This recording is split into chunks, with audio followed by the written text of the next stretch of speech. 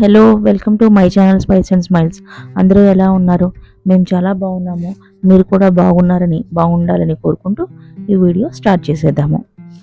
ఎప్పటిలాగా నేను మంచి రెసిపీస్తో వచ్చేసానండి. మంచి బ్రేక్ఫాస్ట్ రెసిపీ, అలానే లంచ్కి, డిన్నర్కి, అలానే మంచి డిసర్ట్తోనూ వచ్చేసాను.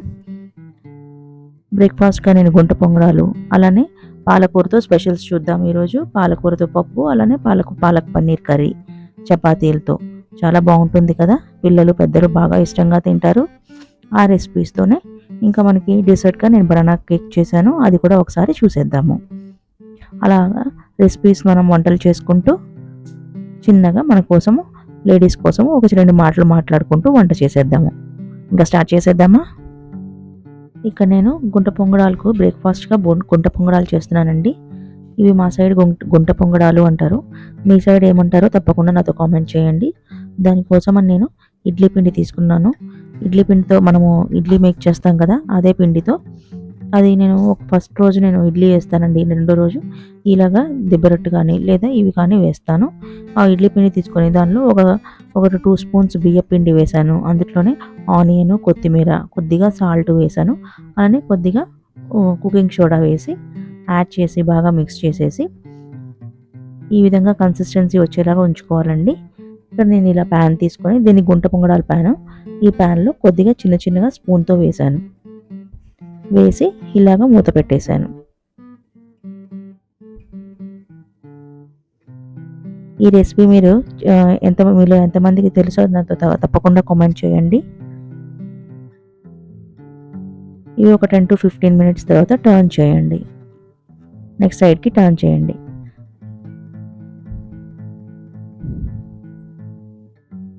ఇవి కొద్దిగా సైడ్కి కొద్దిగా లో ఫ్లేమ్లో పెట్టి మన కాల్చండి, లేదంటే బాగా మాడిపోతాయి.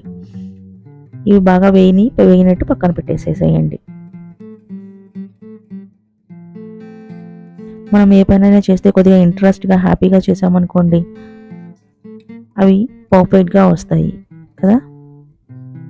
కన్సిస్టెన్సీ లూజ్ కాకుండా చూసుకోండి. లూజ్గా అయితే ఇవి రావడం కష్టంగా ఉంటుంది. కాబట్టి కొద్దిగా చిక్కగా పిండిని కలుపుకోవాలి.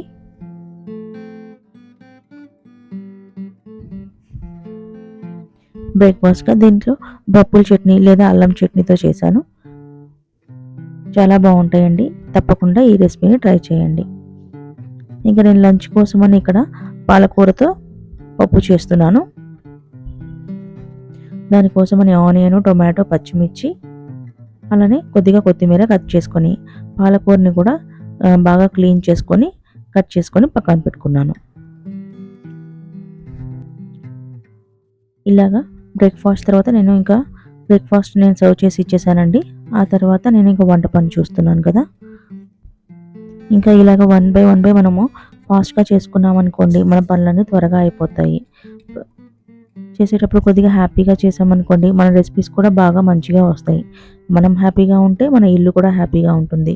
సో ఏదైనా హ్యాపీగా స్టార్ట్ చేసామనుకోండి, అది మంచిగా టేస్టీగా హ్యాపీతో ఎండ్ అవుతుంది. లేదంటే అది ఏదో ఒక విధంగా ఈరోజు చేసే వంట అయినా సరే మనం కొద్దిగా ఇంట్రెస్ట్ తగ్గిందనుకోండి, ఆ రోజు టేస్ట్లు వేరుగానే ఉంటాయి. ఏమంటారు? ఇవన్నీ మన లేడీస్కి తెలిసినయే కదా. సో ఇక్కడ నేను పాలకూర, టొమాటో, ఆనియన్, పచ్చిమిర్చి, ఇలా కొద్దిగా చింతపండు, పసుపు, కారము వేసి పప్పుని ఒక 5 to 6 విజిల్స్ ఉంచారండి. పప్పు బాగా మెదిగిపోతుంది.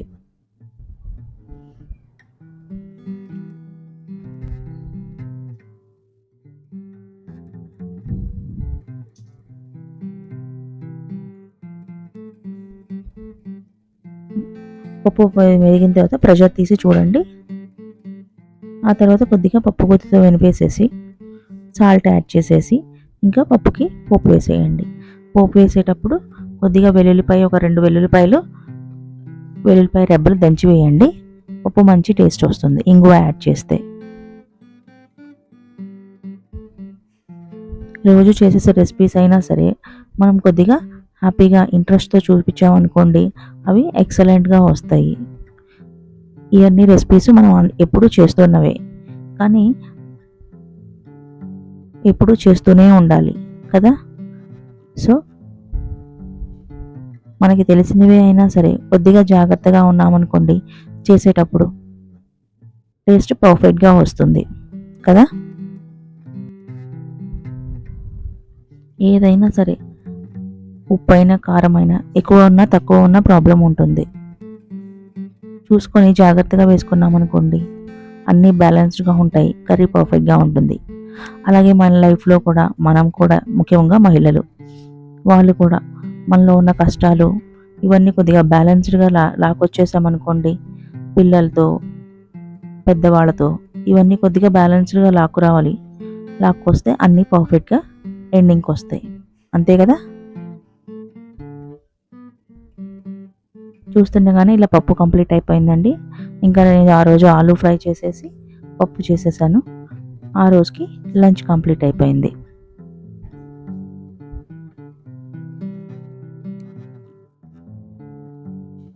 పాలకూర పప్పు చాలా టేస్టీగా ఉంటుందండి. ఒక టమాటో యాడ్ చేస్తే ఇంకా టేస్ట్ బాగా ఎన్హాన్స్ అవుతుంది. ఇంకా ఫైనల్గా కొత్తిమీర వేసి ఇంకా స్టవ్ ఆపేసేసేయండి. వేడి వేడి అన్నంలో పప్పు ఆలూ ఫ్రై నంచుకొని తింటే చాలా బాగుంటుందండి. తప్పకుండా ఈ రెసిపీని కూడా ట్రై చేయండి. ఇంకా ఇది నెక్స్ట్ డే అండి డిన్నర్గా నేను పాలక్ పన్నీరు అలాగే చపాతీ చేశాను. ఆ రెసిపీని కూడా మీతో షేర్ చేస్తున్నాను. పాలకూరని ముందుగా క్లీన్ చేసుకొని తర్వాత కట్ చేసి పెట్టుకున్న తర్వాత ఇలా పాలల్లో ఉడికించాలండి.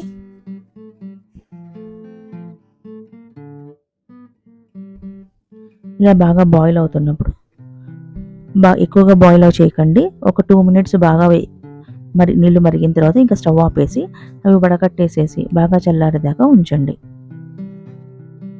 ఇప్పుడు ఒక ప్యాన్ తీసుకొని దానిలో ఆయిల్ వేసి చెక్క, లవంగాలు, ఇలాచి, కొద్దిగా పెప్పర్ వేసాను. ఇవన్నీ లైట్గా రోస్ట్ అయిన తర్వాత అందులోనే ఆనియన్, టొమాటో, నేను ఇక్కడ 2 పెద్ద కట్టలు పాలకూర తీసుకున్నాను. దానికని ఒక మీడియం సైజ్ ఆనియన్, ఒక మీడియం సైజ్ టొమాటో తీసుకున్నాను. ఆనియన్, టొమాటో తక్కువగా ఉంటే టేస్ట్ బాగుంటుందండి పాలక్ పన్నీర్లోకి. లేదంటే ఈ ఆనియన్, టొమాటో టేస్ట్ డామినేట్ చేస్తుంది, టేస్ట్ అంత బాగోదు. సో కాబట్టి పాలకూర ఎక్కువ ఉండాలా, ఆనియన్, టొమాటో తక్కువ ఉండాలా.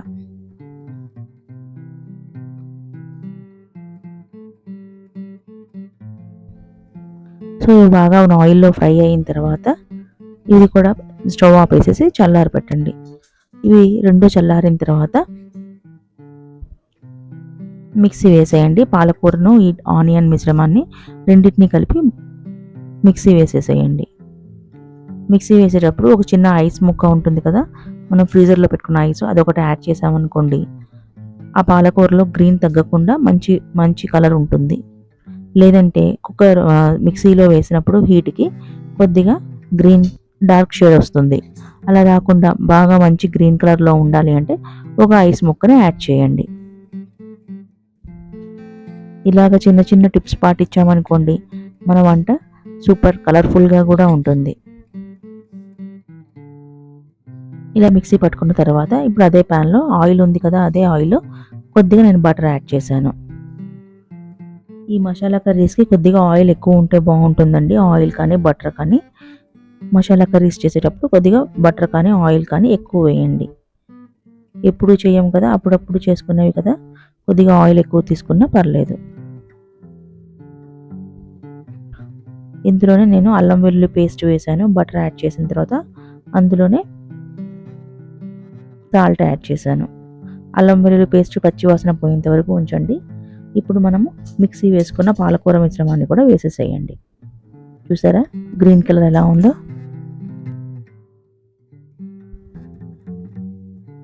ఇలాగా మనకి కూర ఎండింగ్ వరకు ఇదే గ్రీన్ కలర్లో ఉంటుందండి. మనం కూడా మన లైఫ్లో కష్టాలు లేదా సంతోషాలు ఎలా ఉన్నా మన రంగుని, మన బిహేవియర్ని, అలానే మనల్ని మార్చుకోకూడదు కదా. ఈ పాలకూర లాగానే ఏమంటారు, చిన్న కొటేషన్ చెప్పాను. తర్వాత కొద్దిగా పాలకూర బాగా వేగిన తర్వాత ఇందులోనే కారము, ధనియాల పొడి, పసుపు వేసి మిక్స్ చేసేసేయండి.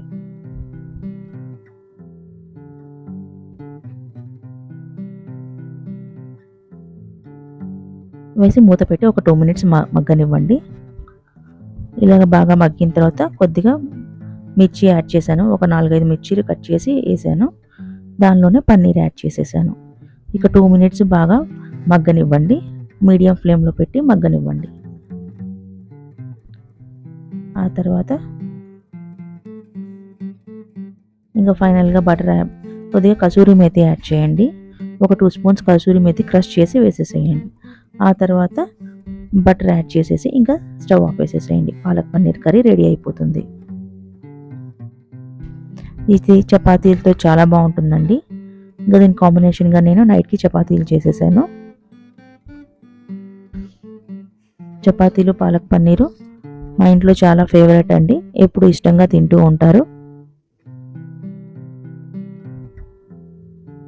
ఇంకా ఆ రోజు డిన్నర్ కంప్లీట్ అయిపోయింది.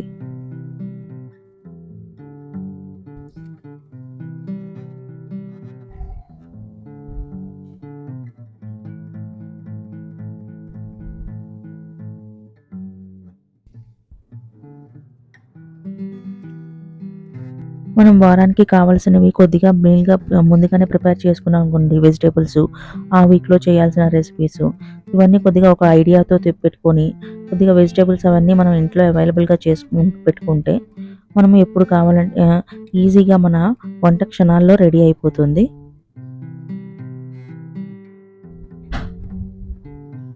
మనకు లేదండి అప్పటికప్పుడు వెజిటేబుల్స్ తెచ్చుకోవడము, లేదా ఉన్న వెజిటేబుల్స్తో మంచి రెసిపీస్ రావు. సో బోరింగ్గా ఉంటుంది. ఆ వీక్లో కావాల్సినవి రెసిపీస్ అలానే ఆ వెజిటేబుల్స్ అవన్నీ తెచ్చుకొని పెట్టుకుంటే ఒక వీక్కి ముందుగానే మనము హ్యాపీగా అప్పటికప్పుడు వంటని కంప్లీట్ చేసుకోవచ్చు అండి. వంట చేయడానికి మరీ ఒక ½ అన్ అవర్ కంటే ఎక్కువ టైం పట్టదు. అన్నీ అవైలబుల్గా ఉంటే ఒక 1 వీక్కి మనం ప్లానింగ్ చేసుకొని ముందుగానే పెట్టుకున్నాం అనుకోండి, హ్యాపీగా ఉంటుంది. ఇక నెక్స్ట్ డే ఈవినింగ్ టీ తర్వాత మనకి ఏదో ఒక స్నాక్ ఉండాలి కదండి. దానికోసమని నేను ఇక్కడ బనానా కేక్ ప్రిపేర్ చేస్తున్నాను. ఇంట్లో బాగా మగ్గిన బనానాస్ ఉన్నాయి. అవి వేస్ట్ చేయడం ఎందుకు, ఇలా చేసామనుకోండి కేకు పిల్లలు బాగా ఇష్టంగా తింటారు. ఇక్కడ నేను బనానా కేక్ కోసమని కావాల్సిన ఇంగ్రీడియంట్స్ అన్ని నేను బోర్డు మీద ఇచ్చానండి. ఒక బనానా తీసుకున్నాను. దానికోసమని ఒక 50 గ్రామ్స్ మైదా అలానే ఒక 40 గ్రామ్స్ షుగర్ తీసుకున్నాను. దానిలో ఒక 30 గ్రామ్స్ ఆయిల్, అలానే ఒక 1 స్పూన్ బేకింగ్ పౌడర్, ఒక 1/4 టీ స్పూను బేకింగ్ సోడా, కొద్దిగా ఒక ½ స్పూన్ సినమన్ పౌడర్ యాడ్ చేశాను. అంటే దాల్చిన చెక్క పౌడర్ ఉంటుంది కదా, అది ఒక ½ స్పూన్ యాడ్ చేయండి. బనానా కేక్కి మంచి ఫ్లేవర్ వస్తుంది ఇది యాడ్ చేయడం వల్ల. ఇవన్నీ మిక్స్ చేసేసి ఇంకా ఓవెన్ని ప్రీహీట్లో పెట్టేశాను. ఒక పించ్ సాల్ట్ యాడ్ చేయండి. ఓవెన్ని ప్రీహీట్ పెట్టేశాను. ఒక 160 డిగ్రీస్ దగ్గర ఒక 10 మినిట్స్. అలానే ఈ మిశ్రమాన్ని వేసేసి బేక్ అని 160 డిగ్రీస్ దగ్గర ఒక 20 మినిట్స్ బేక్ చేశాను. మన కేక్ పర్ఫెక్ట్గా బేక్ అయిపోయింది.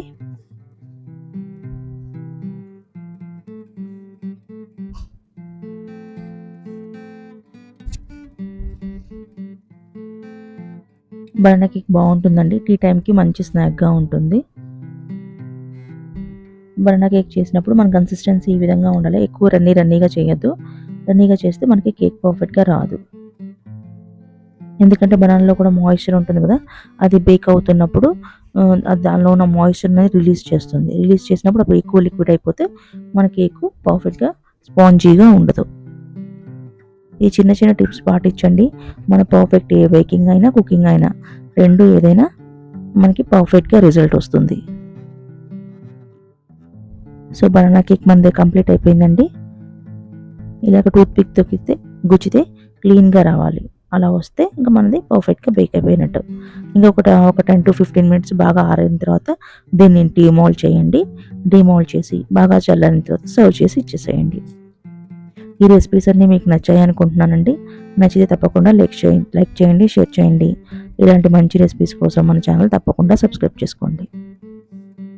ఈ రెసిపీస్ అన్నిటిలో మీకు ఏ రెసిపీ నచ్చిందో తప్పకుండా నాతో షేర్ చేయండి.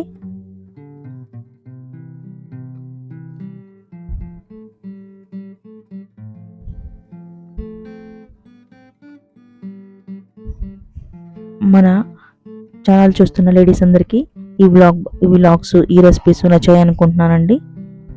నచ్చితే తప్పకుండా లైక్ చేయండి. మీ అభిప్రాయాన్ని కామెంట్ రూపంలో తప్పకుండా షేర్ చేయండి. ఉంటాను. బాయ్.